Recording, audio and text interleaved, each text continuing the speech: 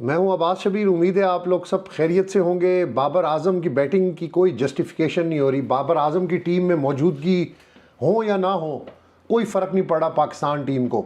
बाबर आजम की वजह से एक प्लेयर ब्लॉक हुआ है, यानी कोई अच्छा टैलेंट जो कि बाबर आजम से ज़्यादा बेहतर खेल पेश कर सकता है, वो बाबर आजम के सीनियर प्लेयर का जो एक उसके ऊपर तमगा लगा हुआ है, उसकी वजह से रुका हुआ है। क्योंकि बाबर आजम की परफॉर्मेंस उनका साथ नहीं दे रही। वो स्ट्रगल कर रहे हैं, लेकिन उनकी टेक्निक्स और उनकी जो गलतियां हैं, मुसलसल वो तमाम गलतियां दोहराई जा रहे हैं। बाबर आजम की वजह से टीम बहुत मुश्किलात का शिकार है।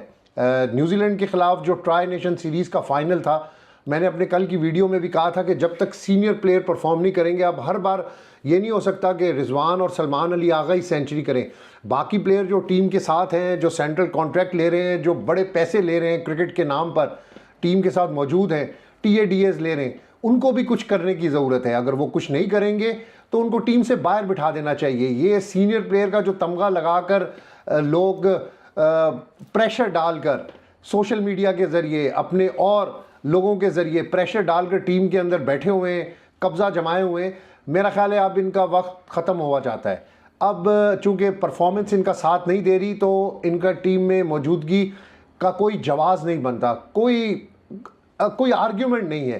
ट्राई नेशन सीरीज़ जो न्यूजीलैंड के ख़िलाफ़ पाकिस्तान हारा है, मैंने एक दिन पहले भी कहा था कि बहुत मुश्किल है। मैं इसको चैम्पियंस ट्रॉफ़ी की तैयारियां कह रहा हूँ, इस ट्राई नेशन सीरीज़ को। असल आपका इम्तिहान चैम्पियंस ट्रॉफ़ी में है। न्यूजीलैंड के साथ आपका मैच है। आपने 2 मैचेस न्यूजीलैंड के ख़िलाफ़ अपने होम ग्राउंड के ऊपर बहुत बुरी तरीके से हारे हैं। पहला मैच भी आपने बहुत बुरी तरीके से हारा, और फाइनल आपने साउथ अफ्रीका को एक बैटिंग ट्रैक के ऊपर हरा तो दिया, लेकिन फाइनल में न्यूजीलैंड के ख़िलाफ़ जब परफॉर्मेंस देने का वक्त था, जब आपको कुछ कर दिखाने का वक्त नज़र आया, उस वक्त आपने कुछ भी नहीं किया।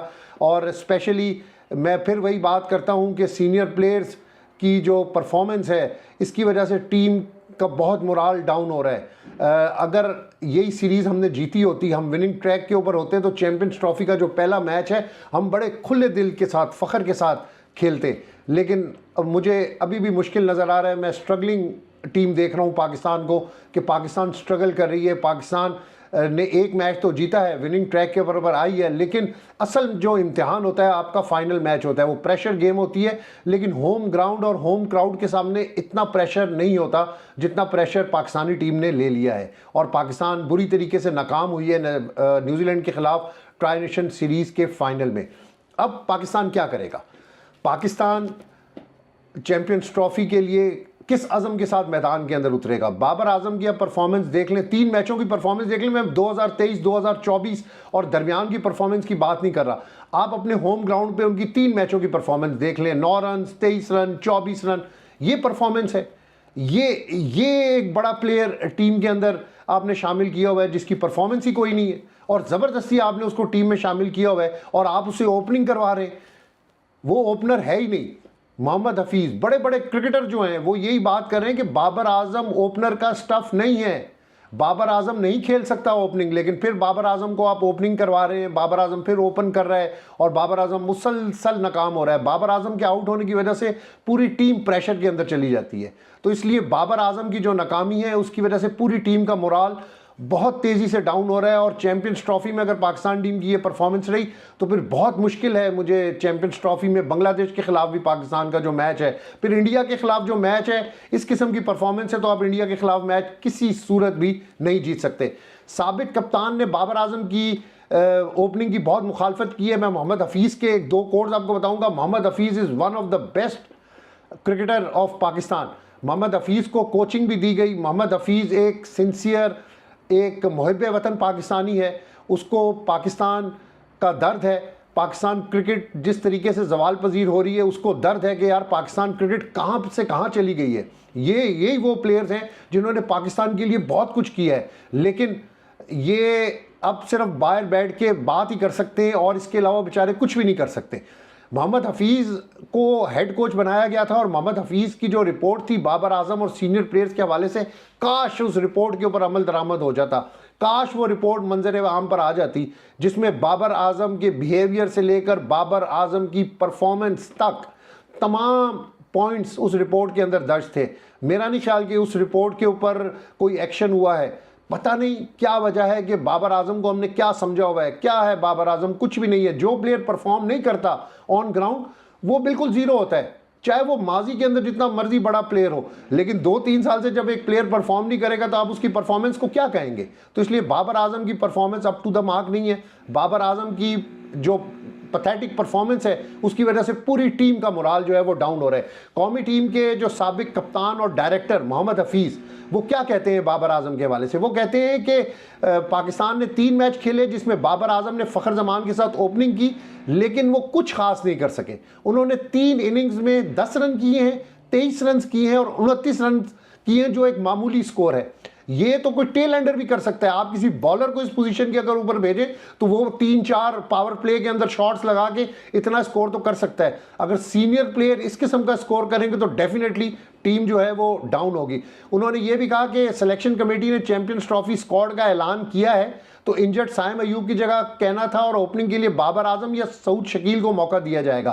ताहम साइम जो सीरीज़ है उसमें बाबर ओपनिंग करते बिल्कुल नज़र नहीं आ रहे। उन्होंने बाबर आजम की जो करंट परफॉर्मेंस है उस पर देखते हुए, उस परफॉर्मेंस को देखते हुए मशवरा दिया है कि सिलेक्शन कमेटी को चाहिए कि वो स्टार बैटर को नंबर 3 पर खिलाएं। चलें जी, नंबर 3 के ऊपर इसको ट्राई कर लें, या नंबर 3 के ऊपर भी नहीं चलेगा। और अब्दुल्ला शफीक, इमामुल हक, मैं हफीज़ की इस बात से इत्तेफाक नहीं करता क्योंकि इमामुल हक भी में भी कोई फॉर्म नहीं है। इमामुल हक भी कोई ऐसा प्लेयर नहीं है कि टीम के लिए कुछ कर सके। शान, हाँ स्टाइल हैं उसके बड़े, लेकिन वो कर हाँ, शान मसूद की जगह टीम के अंदर बनती थी जो टेस्ट कैप्टन थे। शान मसूद एक सेंसिबल प्लेयर है, एक पढ़ा लिखा प्लेयर है, एक अच्छा खिलाड़ी है। वो चीज़ों को सेंस करता है, अपनी गलतियों से सबक सीखता है। लेकिन शान मसूद के साथ ज्यादती की गई सिलेक्शन कमेटी की तरफ से। अगर शान मसूद या जो और प्लेयर्स इन्होंने बताए हैं, इमामुल हक के हवाले से तो मेरा इत्तेफाक नहीं है, लेकिन शान मसूद को चैम्पियन ट्रॉफी 2025 के लिए अगर फ़खर जमान के साथ ओपनिंग कराई जाती या उनका स्क्वाड के अंदर नाम होता, वो ओपनिंग करते, जो कि नहीं कर सकेंगे क्योंकि स्क्वाड में उनका नाम नहीं है, तो चीज़ें पाकिस्तान के लिए बहुत आसान होती। तो अब पाकिस्तान बड़े मुश्किल हालात के अंदर है। मैं नहीं समझता कि पाकिस्तान टीम को बासानी चैम्पियंस ट्रॉफ़ी जीत सकेगी, क्योंकि मैं ऑन पेपर्स बात कर रहा हूँ। मेरी ख्वाहिश तो हो सकती है, पाकिस्तानी फैंस की विश तो हो सकती है कि पाकिस्तान जीते, लेकिन अगर ऑन पेपर्स और टीम की परफॉर्मेंस के ऊपर बात करें और उस परफॉर्मेंस को देखें तो बहुत मुश्किल नज़र आता है कि पाकिस्तान टीम चैम्पियंस ट्रॉफ़ी में कुछ कर दिखाए, या कहाँ पे खड़ी है पाकिस्तान टीम मुझे इस चीज़ का ये भी नहीं पता।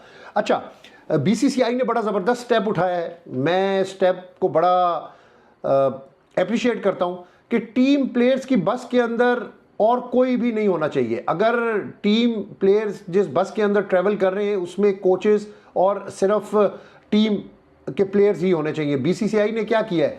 बीसीसीआई ने नज़्म ज़ब्त यानी डिसिप्लिन को बरकरार रखने के लिए और टीम को यूनिट एज ए यूनिट करने के लिए और बड़ी पॉजिटिव चेंजेस हैं उसको यकीनी बनाने के लिए एक 10 पॉइंट्स एक एजेंडा मुतारिफ कराया है, जिसमें भारतीय टीम के बताया जा रहा है, जो मीडिया रिपोर्ट्स हैं कि भारतीय टीम के जो हेड कोच हैं गौतम गंभीर, उनकी भी इसमें बहुत सारी तजावीज़ शामिल है।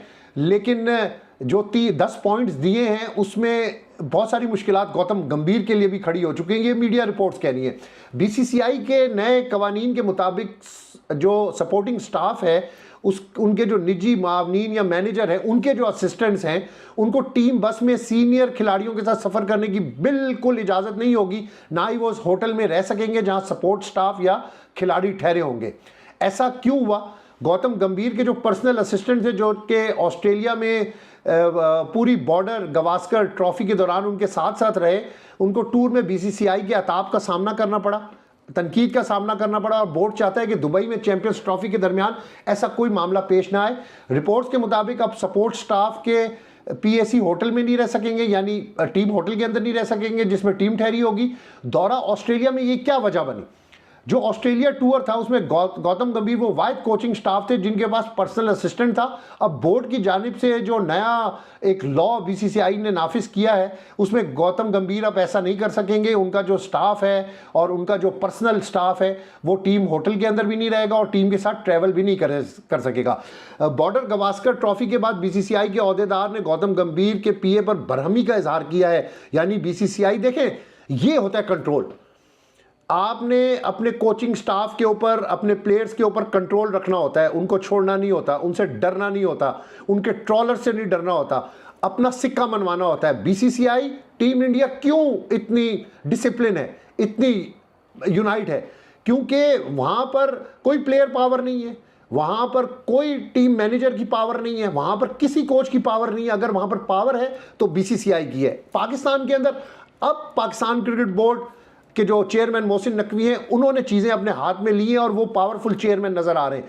इससे पहले प्लेयर पावर पाकिस्तान के अंदर थी, सिलेक्शन कमेटी की अपनी पावर थी, मैनेजर्स की अपनी पावर थी। अब नवीद अकरम चीमा साहब हैं, उन्होंने बड़ा चीज़ों को रोका हुआ है, एक नई मैनेजर भी अपॉइंट हुई है। तो चीज़ें बहुत सारी कंट्रोल्ड हो गई हैं, बहुत कंट्रोल के अंदर आ चुकी हैं। ये पावर होती है जब खिलाड़ी आपके अंडर हो। ये ना हो कि खिलाड़ियों ने आपको अपने अंडर किया हो। तो बीसीसीआई का जो कानून है ये बड़ा ज़बरदस्त है। इसके ऊपर पाकिस्तान टीम को भी ये फॉलो करना चाहिए क्योंकि पाकिस्तान टीम के साथ भी ऐसा ही प्रॉब्लम है। पूरी जंज पाकिस्तान टीम के साथ फिर रही होती है।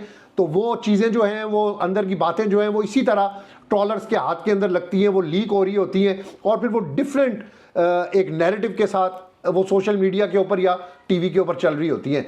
तो ये जो मीडिया है, इंडियन मीडिया, उसका ये कहना है कि हेड कोच का इस गाड़ी में अपने पीएस को बिठाना ये उनको महंगा पड़ गया है। बीसीसीआई इस पर सख्त नाराज़ है। जो सेलेक्टर के लिए मख्तस थी, सेलेक्टर किसी तीसरे गैर मुतलका शख्स के सामने टीम की बात नहीं कर सकते, लेकिन जब सेलेक्टर, कोचेस, खिलाड़ी, मसाजर, असिस्टेंट कोच, उनके असिस्टेंट कोच जब सब एक साथ होंगे तो फिर बात जो है वो बाहर निकलेगी।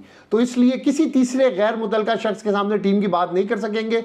एडिलेड में बीसीसीआई के हॉस्पिटलिटी बॉक्स में जगह क्यों दी गई, इस पर भी बहुत सारा एतराज़ है। देखें ये बड़ी अच्छी है, डिसिप्लिन कायम करने के लिए चीज़ों को फॉलो करना पड़ता है और जब आप इन चीज़ों को फॉलो करते हैं तो आपकी टीम के अंदर यूनिटी आती है, आपकी टीम के अंदर डिसिप्लिन आता है। अब बीसीसीआई ने ये बहुत बड़ा इकदाम किया है, चाहे इसमें टीम मैनेजर को बुरा लगे, चाहे इसमें कोच को बुरा लगे, चाहे इसमें सिलेक्शन कमेटी को बुरा लगे, तो ये चीज़ें जो हैं ये चलती रहती हैं। अच्छा, हर्षल गिब्स कराची किंग्स के साथ हुआ करते थे और उन्होंने बाबर आजम के हवाले से कहा कि बाबर आजम की बातचीत में मुश्किल होती है क्योंकि उनको अंग्रेज़ी उनकी अभी तक ठीक नहीं, इतना बड़ा क्रिकेटर बन गया है, इतनी दुनिया फिर ली, लेकिन अंग्रेज़ी अभी तक ठीक नहीं हो सकी। लेकिन उन्होंने उसकी टेक्निक के बारे में कहा है कि अभी भी उनकी टेक्निक जो है वो दुरुस्त नहीं है। हेड कोच आकिब जावेद ने भी बाबर आजम के हवाले से एक बयान दिया है। अब जाहिर बात है इन्होंने सिलेक्ट किया है तो बाबर आजम को डिफेंड तो करेंगे, लेकिन डिफेंड नहीं कर सकते। परफॉर्मेंस बाबर आजम देगा तो फिर आप उसको डिफेंड कर सकते हैं, लेकिन परफॉर्मेंस के बगैर जब पाकिस्तान हार रहा होता है तो आप किसी को डिफेंड नहीं कर सकते। आकिब जावेद ने कहा है कि जो ट्राई नेशन थी उसमें फाइनल में शिकस्त पर बहुत अफसोस हुआ है, हमने अपने तौर पर बहुत कोशिश की। सीरीज़ के फाइनल के बाद उन्होंने जो प्रेस कॉन्फ्रेंस की उसमें कहा कि जनूबी अफ्रीका के खिलाफ मैच निस्बतन फाइनल में कराची की विकेट कदरे मुख्तलिफ, हाँ जी बैटिंग पैराडाइज था, वहाँ पे आपने खुल के खेला, 352 उन्होंने भी किया और उन्होंने आपने ठीक है अच्छा परफॉर्म किया रिजवान और सलमान ने, और इसको आपने चेस किया। उन्होंने कहा कि गेम प्लान और मनसूबाबंदी पर मुतमईन और खुश हूँ, हमने बेहतरीन दस्तियाब खिलाड़ियों, और भाई बहुत सारे दस्तियाब और अच्छे खिलाड़ी भी हैं, लेकिन अब आपकी अपनी चॉइस है, तो आपने अपनी चॉइस के मुताबिक रखा है। ओपनिंग पेयर के हवाले से आकिब जावेद ने कहा कि ये हमारी बदकिस्मती रही कि बाबर आजम को 3 मैच में बतौर इब्तिदाई खिलाड़ी मैदान में आना पड़ा। हम तीसरे नंबर पर बैटिंग करने वाला अगर ओपन करेगा तो कोई हर्ज नहीं। बाबर एक बेहतरीन बैटर है और उम्मीद है कि वो जल्द ही अपनी अच्छी इनिंग खेलने में कामयाब होगा। और भाईजान कब खेलने में कामयाब होगा, हम भी कई अरसे से 2023 वर्ल्ड कप से यही सुन रहे हैं कि बाबर आजम बस जल्द कामयाब होने वाला है, अगले मैच के अंदर बाबर आजम खेलेगा। बाबर आजम 15 मैचों में 1 मैच के अंदर सिर्फ परफॉर्मेंस देता है और पाकिस्तान को फारिग करवा जाता है। हेड कोच ने, जाहिर बात है हेड कोच है, उसने डिफेंड भी करना है और पावरफुल हेड कोच है। इस वक्त पाकिस्तान क्रिकेट सिर्फ इन्हीं के हाथ के अंदर है, तो इसीलिए देख लें आप क्रिकेट का ये हाल चल रहा है। हेड कोच ने यह भी कहा कि पाकिस्तान की मेज़बानी में होने वाली चैंपियंस ट्रॉफी में कौमी क्रिकेट टीम से अच्छी तवक्कुआत हैं इनको, जाहिर बात है ये टीम के साथ है, इनको अच्छी तवक्कुआत हैं, लेकिन ये अगर ऑफ द ग्राउंड चीज़ों को देखें अंदर की चीज़ों को देखें, जो परफॉर्मेंस खिलाड़ियों की देखें, तो उनसे ये किस तरह अच्छी तवक्कुआत रख सकते हैं। हमें खेल के हर शोबे में अच्छी परफॉर्मेंस की उम्मीदें हैं, बस उम्मीदें ही हैं, उम्मीद पर दुनिया कायम है। फिट होने की सूरत में हारिस रऊफ की मौजूदगी पाकिस्तान की बॉलिंग को मजबूत करेगी। पाकिस्तान के पास बेहतरीन बॉलर्स हैं जो दुनिया की किसी टीम को दबाव में लाने की सलाहियत रखते हैं। बेशक हमारे पास बैटर्स भी बहुत अच्छे हैं और हमारे पास बॉलर्स भी अच्छे हैं, सिर्फ बात यह है कि ना हमारे बैटर चल रहे हैं ना हमारे बॉलर्स चल रहे हैं, इसीलिए हम बार बार हार रहे हैं। हम अपने होम ग्राउंड के ऊपर होम क्राउड के सामने भी न्यूजीलैंड से शिकस्त खा गए ट्राई नेशन में, लेकिन hope for the best. Champions trophy के लिए पाकिस्तान क्या गुल खिलाएगा, क्या परफॉर्मेंस देगा, ये सबके सामने आ जाएगा। थोड़े दिन रह गए, आपको ये भी सब कुछ नज़र आ जाएगा, लेकिन हमारी उम्मीद है कि पाकिस्तान जिस तरह साउथ अफ्रीका के खिलाफ एक विनिंग ट्रैक के ऊपर आई थी, चैंपियंस ट्रॉफी में भी विनिंग ट्रैक के ऊपर आए, कोई मैच जीते, कौम को खुशियाँ दे, क्योंकि क्रिकेट के अंदर मायूसी है। कोई बड़ी ट्रॉफी हम नहीं जीत रहे, कोई हमारी अच्छी परफॉर्मेंस नहीं है। एक मैच हम जीतते हैं साउथ अफ्रीका से जो हमने जीता, उसके ऊपर हमने इतनी खुशियां मना ली, इतने हम ओवर एक्साइटेड हो गए कि हम न्यूजीलैंड से जो असल फाइनल मैच था वो हम हार गए। मैं इसको अभी भी फाइनल नहीं कहता हूँ, मैं चैंपियंस ट्रॉफी के पहले मैच को असल पाकिस्तान का इम्तिहान समझता हूँ। अब्बास शबीर को इजाज़त दीजिएगा, अपना बहुत सारा ख्याल रखिएगा, अल्लाह ने के बाद।